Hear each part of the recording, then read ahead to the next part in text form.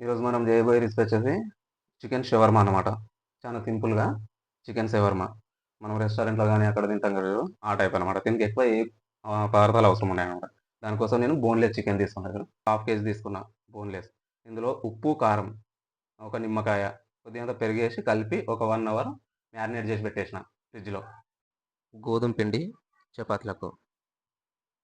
కావాల్సిన దీనికి mayonnaise, cabbage సన్నగా తరుక్కున్న క్యాబేజీ.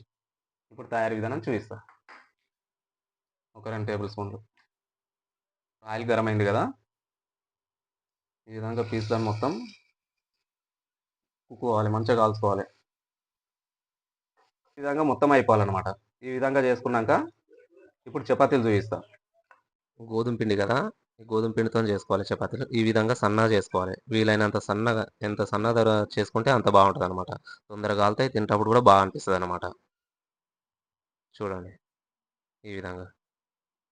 సుజాత ఓసారి చెయ్యిలో పైన పట్టుకొని చూయించు. చెయ్యి పైన. ఆ విధంగా సన్నగుండాలి. చూడండి ఎంత బాగున్నాయి. ఈ విధంగా సన్నగా చేసుకోవాలనమాట. ఈ విధంగా కాల్చుకోవాలన్నమాట. మాడనియద్దు.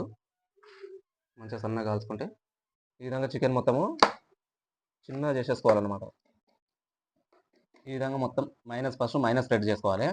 ఈ మైనీసు. ఇప్పుడు ఈ చికెన్ మనం చేసుకున్న చికెన్ మొత్తం స్ప్రెడ్ చేసుకోవాలి. లేయర్ అది ఏసుకోవాలి. తర్వాత క్యాబేజీ. సన్నగా తరుక్కున్న క్యాబేజీ ఉంది కదా! క్యాబేజీ ఏసుకోవాలి.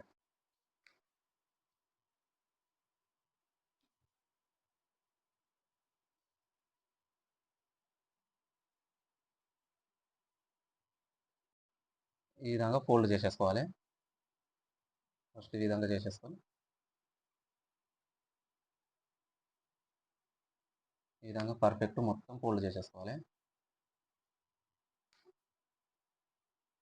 ఈ విధంగా ఫోల్డ్ చేసేసుకొని అయిపోయింది. ఈ విధంగా 4 కూడా ఇదే విధంగా ఫోల్డ్ చేసేసుకోవాలి. 4 కూడా. ఇప్పుడు చూద్దాం టేస్ట్ చూసి.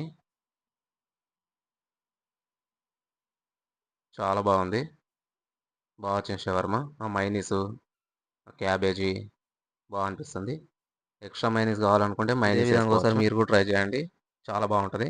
చూయించిన విధంగా. మన ఛానల్ నచ్చితే లైక్, షేర్, సబ్స్క్రైబ్, కామెంట్స్.